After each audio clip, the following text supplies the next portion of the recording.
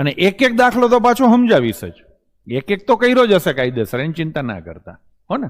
ચલો, તો અહીંયા શું કરવાનું, તો કે છેદના છેલ્લા આંકડાનો ઘડિયો બોલવાનો અને એ ઘડિયામાં અંશનો છેલ્લો આંકડો ક્યારે આવે ને એ શોધવાનું.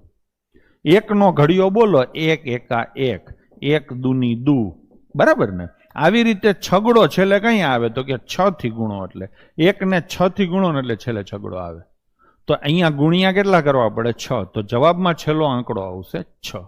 ક્લિયર છે? ચલો, આવું થઈ ગયું. હજી ન સમજાણું હોય તો હું બીજું એક્ઝામ્પલ આપું. માની લો કે 42 34 છે અને ગુણ્યા 17 22 છે અને નીચે 183 છે અને ગુણ્યા 113 છે. કરશું તો આનો છેલ્લો આંકડો શું છે? 2. આનો છેલ્લો આંકડો શું છે? 2. એ બેનો શું કરવાનો? ગુણાકાર. 2 દૂને 4 એટલે ઉપર આવશે 4 અને નીચે આ તગડો અને આ તગડાનો ગુણાકાર કરો જોઈને છોકરાઓ. 3 તેરી 9 થઈ ગયું. સીમાબેન ઉતાવળ થઈ ગઈ. સીસીમાં પીડીએફમાં નામ નહીં આવે. નિરાત રાખો ને બેન, શું કામ ઉતાવળ કરવી જોઈએ? હવે 9 નો ઘડિયો બોલવાનો અને ચોગડો લાવવાનો. 9 એકા 9, 9 દુ 18, 9 તેરી 27 એમ બોલો તો મને એટલી ખબર પડે છે 9 6 54. તો જવાબમાં છેલ્લે 6 આવશે. ફાવે કે નહીં? ફાવે કે નહીં? ચલો હજી એક તમે કરો. હાલો, 2024 ઇન્ટુ 113 અને નીચે 79 ઇન્ટુ 127.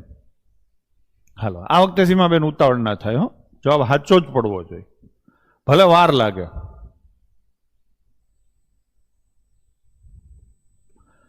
ચાર તેરી 12 એટલે ઉપર આવશે બગડો.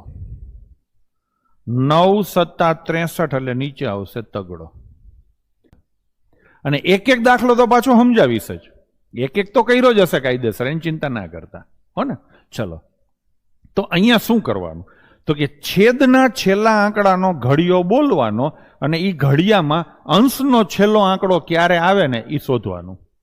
એકનો ઘડિયો બોલો, 1 એકા 1, 1 દૂની દૂ, બરાબર ને. આવી રીતે છગડો છેલ્લે કઈ આવે, તો કે 6 થી ગુણો, એટલે 1 ને 6 થી ગુણો ને એટલે છેલ્લે છગડો આવે.